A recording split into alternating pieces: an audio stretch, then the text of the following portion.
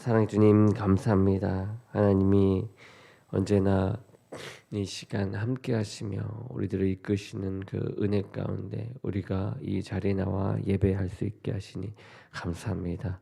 주님, 오늘 또 말씀 가운데 승리할 수 있도록 온전한 말씀이 선포될 수 있게 주의 종의 입술과 생각과 마음을 주관하시고 성령께서 함께 하심으로 그 은혜를 받아 나아가는데 부족함이 없게 이끄시고 인도하여 주옵소서.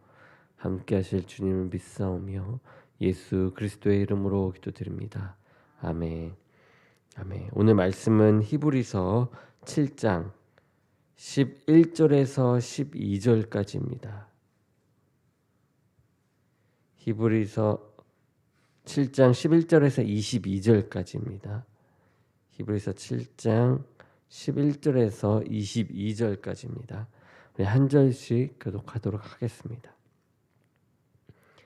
레위 계통의 제사 직분으로 말미암아 온전함을 얻을 수 있었으면 백성이 그 아래에서 율법을 받았으니 어찌하여 아론의 반차를 따르지 않고 멜기세덱의 반차를 따르는 다른 한 제사장을 세울 필요가 있느냐?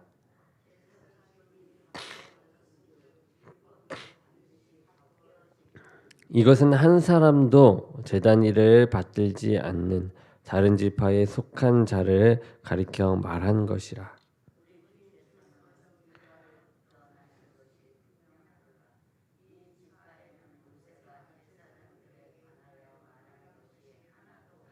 멜기세덱과 같은 별다른 한 제사장이 일어나는 것을 보니 더욱 분명하도다.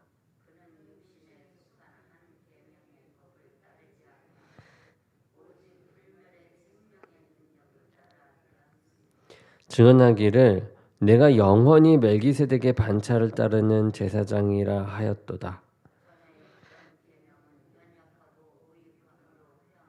율법은 아무것도 온전하게 못할지라 이에 더 좋은 소망이 생기니 이것으로 우리가 하나님께 가까이 가느니라.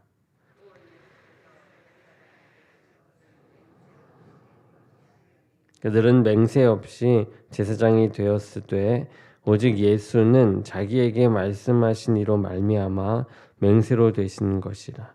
주께서 맹세하시고 뉘우치지 아니하시리니 내가 영원히 제사장이라 하셨도다.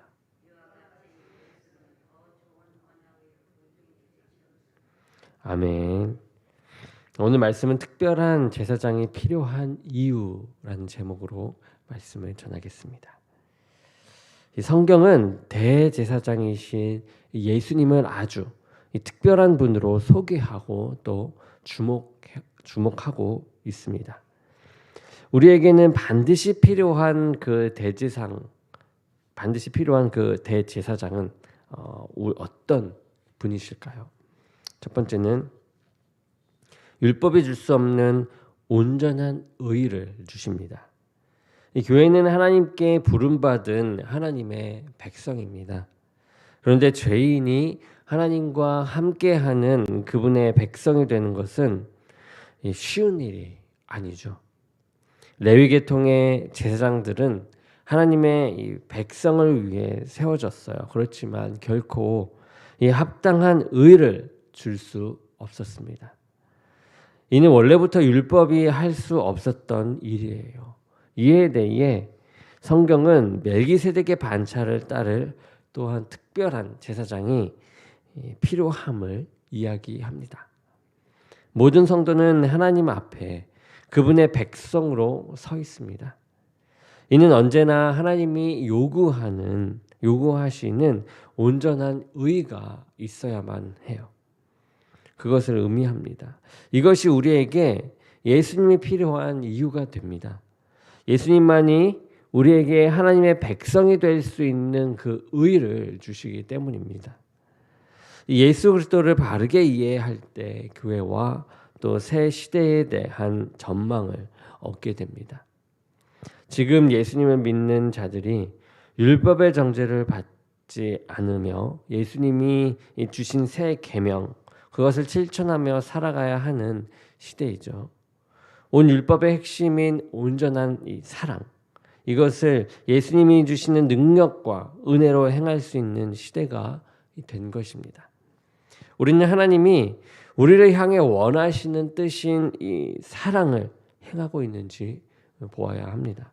주님이 우리를 사랑하신 것과 같이 다른 이들을 사랑하기 위해 늘 이 주님을 의지하며 간구하며 씨름하는지 점검해야 합니다. 우리는 새 시대의 영광스러운 성도의 삶을 이루어 가야만 하는 것이죠. 두 번째는 죽음을 이기는 생명을 주십니다.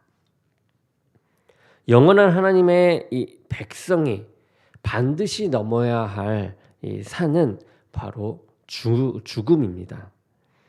죽음은 죄 가운데 있는 모든 육신을 지배하는 법이며 아무도 이길 수 없는 절대자였습니다. 율법은 이 죽음보다 약했고요. 하나님의 백성이 이 죽음을 이기도록 하는데 아무런 도움이 되지 않았습니다. 그런데 예수님은 십자가에서 죽으셨으나 부활하심으로 죽음을 이기셨죠. 그리고 이제 그분을 믿는 자들에게 죽음을 이기고 부활할 이 소망을 주십니다. 이제 예수님 안에 있는 우리는 더 이상 죽음을 두려워하지 않습니다. 예수님이 우리에게 주신 생명이 죽음보다 이 강함을 알기 때문이죠. 하나님 나라의 백성은 예수님으로 인해 죽음을 이기는 부활의 소망을 가진 사람입니다. 이 교회는 죽음을 선포하면서 죽음을 이기는 길을 제시하는 곳이에요. 교회는 죽음의 향기를 풍기는 곳입니다. 세상 사람은 하나님의 진노 가운데 죄로 말미암아 죽을 수밖에 없음을 깨닫게 하는 곳이죠. 이와 함께 생명의 향기를 또 풍깁니다. 죽음을 이긴 생명의 능력이 살아 운동하는 곳이기 때문이죠. 교회의 이러한 이중적 사명을 이해해야 합니다. 주님으로 말미암아 죽음을 이기는 이 생명의 능력을 우리는 또 드러내야만 하는 것이죠. 사망 가운데 있는 자가 생명으로 나아가려면 반드시 자신의 생명 없음을 깨닫는 과정을 거쳐야만 합니다. 세 번째는 하나님 나라의 완성을 보증하십니다. 교회는 많은 환난과 시험을 통과하게 됩니다. 평탄하게만 지내며 이 난관을 겪지 않은 교회가 이 세상에 있을까요?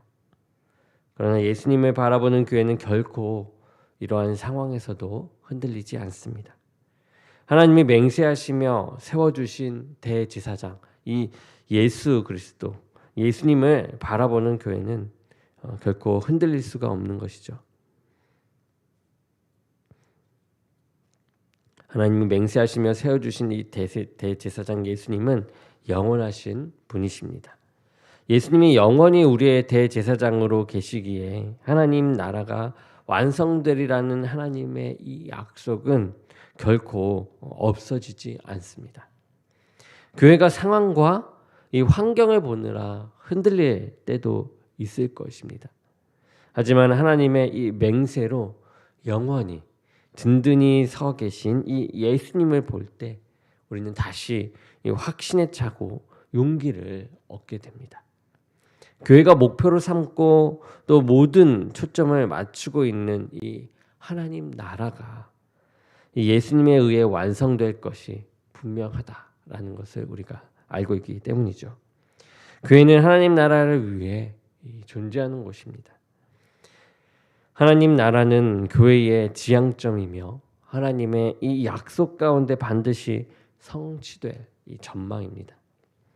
교회가 하나님 나라를 위해 존재하는 것을 멈추는 순간, 교회가 하나님 나라를 위해 존재하는 것을 이제 이렇게 멈춘 순간 교회는 교회로서의 자격을 잃게 되어버립니다. 성도로서 날마다 하나님이 언약하신 하나님 나라를 소망하며 추구하며 나아가시기 바랍니다. 예수님의 믿음으로 하나님 나라를 더욱 소망하며 그 나라를 위해 더 수고하고 있는 우리가 되기를 원해요. 성도가 믿는 예수님이 바로 하나님 나라의 성취를 보증하시는 분임을 기억하며 나아가기 원합니다. 탁월한 대제사장이신 이 예수 그리스도, 예수님을 주목하시기 바랍니다. 어떤 어려움 가운데서도 능히 세상을 이기실 힘을 얻을 수 있게 될 것입니다. 그 힘을 받아 오늘 하루도 계속되는 하루하루를 우리 저와 여러분이 승리의 길로 걸어갈 수 있기를 주님의 이름으로 축원합니다. 기도하겠습니다. 사랑해 주님 감사합니다. 오늘 또 예수 그리스도의 또 다른 진정한 제사장 그분을 봅니다.